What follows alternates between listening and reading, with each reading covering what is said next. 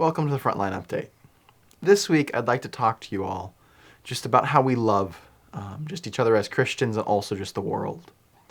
In John chapter 13, Jesus says, "By this all people will know that you are my disciples, if you have love for one another." And here we see that a distinguishing factor, a distinguishing trait of Christians needs to be our love for one another. However, when we look around and we look at the church and we look at the world, sometimes it can be kind of confusing because there's a lot of people saying they're loving, and there's a lot of people that really should be loving that really aren't. A lot of Christians sometimes get way too caught up with their opinions or trying to be right, that sometimes they're just not loving. And then if we looked at the world and the world's definitions of what it is to love, you see a lot of people trying to love people, certain people, by hating other people, or having the world define love as just accepting people how they are and not speaking truth and ignoring that, and you have to accept them, and everything they say and do has to be accepted by you, otherwise you're not loving. And then oftentimes love is defined as an emotion where it's just selfish. It's just, if you love me, I'll love you. It's not sacrificial. But Jesus, or just in the Bible, it defines what love is. And in 1 John 4, 7 through 12 says, "Beloved, let us love one another, for love is of God, and whoever loves has been born of God and knows God. Anyone who does not love does not know God, because God is love. In this the love of God was made manifest among us, that God sent his only Son into the world so that we might live through him. In this is love, not that we have loved God, but that he loved us and sent his Son to be the propitiation for our sins. Beloved, if God so loved us, we also ought to love one another. No one has ever seen God, but if we love one another, God abides in us, and his love is perfected in us." And here we see that the Bible's definition of love, in this is love, is Jesus coming and living among us and being the propitiation, paying the price on the cross for us. What Jesus did on his life here on earth, and ultimately leading to the cross and saving us, that is what love looks like. That's what real love looks like. It's not selfish. It's not self-seeking.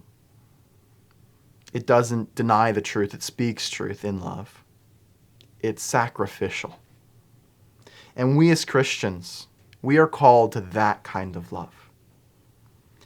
In 1 John 3, 16 through 18, it says, "By this we know love, that he laid down his life for us, and we ought to lay down our lives for our brothers." And here we see again, that we ourselves are supposed to lay down our life as Christ did. And then if we look at Matthew 16, 24 through 26, then Jesus told his disciples, "If anyone would come to me after me, let him deny himself and take up his cross and follow me. For whoever would save his life will lose it, but whoever loses his life for my sake will find it." And here again we see that we are supposed to lay down our lives for love of God, and in obedience to God, in love of God, we are supposed to love others this way, our brothers and also the world. And this is the kind of love the world needs right now.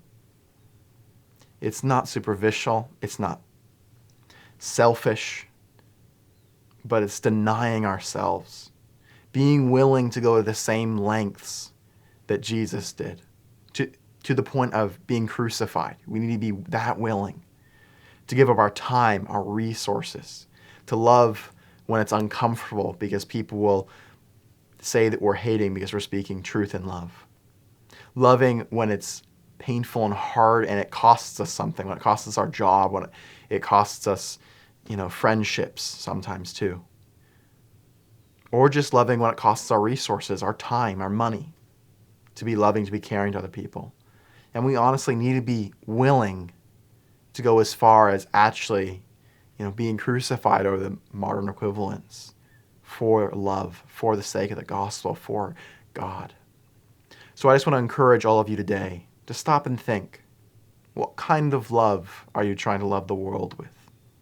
Is it your own love? Is it the world's definition of love? Or are you actually going to Christ and looking at how he lived, how sacrificial he was? Are you making Christ the definition of how you should love? And just think about that. And then I'd encourage you. That's the kind of love this world needs. There's already a ton of people that are trying to love other people in our culture. And it's not really working at all. But the world really needs Christians to love the way Jesus did.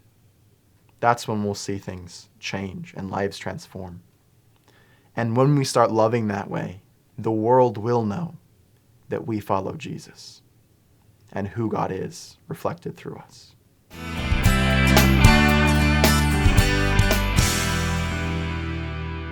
Thank you for watching the Frontline Update. If you like this video and want to hear more, please subscribe and click the notification bell.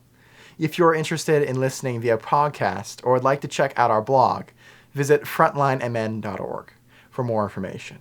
We look forward to seeing you next week. The best is yet to be.